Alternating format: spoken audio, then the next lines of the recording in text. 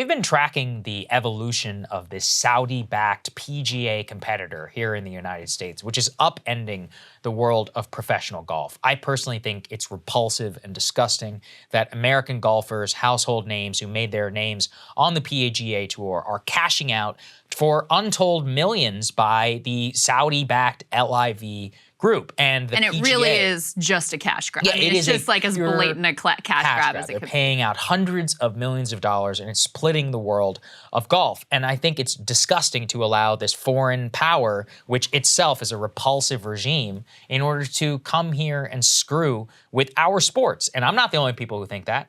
9/11 families, let's go ahead and put this up there on the screen. A group of nearly 2,500 survivors of family members killed or injured on the terrorist attacks in 9/11 are writing an open letter to the PGA Tour, members who have stayed away from LIV Golf Invitational, thanking them for remaining loyal to the tour and not joining the Saudi-backed investment fund-backed golf tour. And I think that this really does show you that we need to make it stark and have these athletes pay a public price for publicly selling out their and look, I'm not saying the PGA is the best. I don't even watch golf. From what I understand, they've screwed around with them. I get it, okay? But at the same time, going and taking Saudi blood money is not the answer. Yeah. And that's what these people are doing, you know? We're talking about major stars in the golf world who are destroying the sport and doing so with our adversary and also really not paying any price. I mean, I've personally been disgusted. I don't think the sports media is really doing a good enough job here. They seem tepid in kind of criticizing this. This is a real political scandal. And I think people in the golf world who, at least I've spoken to so far, are like, hey, this is bullshit. Like, this is not only not fair, they're corrupting it, but we can't have this. I mean, if this was a China-backed league, I'd be saying the exact same thing. So Kyle is he's a big golf obsessed fan. with golf. So I have learned more about golf in the past year than I have ever expected to know in my entire life. And he believes this is a really could crush the PGA. Yeah, I mean, it's that much of a threat.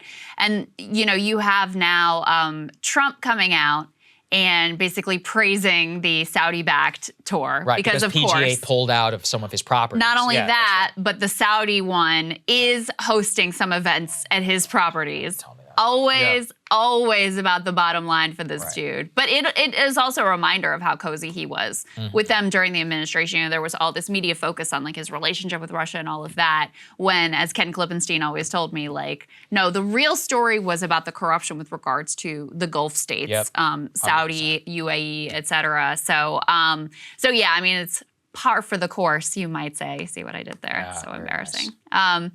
No, it's disgusting. It really is disgusting. And it's created a very clear dividing line in the golf world where now it's just like clear as day who's just can be easily bought and it's just going to go for the cash, go for the bag over literally anything else, and who actually has, some principles and is willing to stick with them. I don't even watch golf, and I know who Phil Mickelson and Dustin Johnson are. And the fact that they're going over to the LIV is so repulsive to me. And so, look, I don't know much how we can do about it, but why don't you listen to the people who lost their family members on 9/11? I think that, if anything, they have the moral high ground in our society right now. So, there we go. All right, guys, more for y'all later. Cable news is ripping us apart, dividing the country, making it impossible to function as a society, and making it impossible to know just what is true and what is false. But the good news is they are failing and they know it.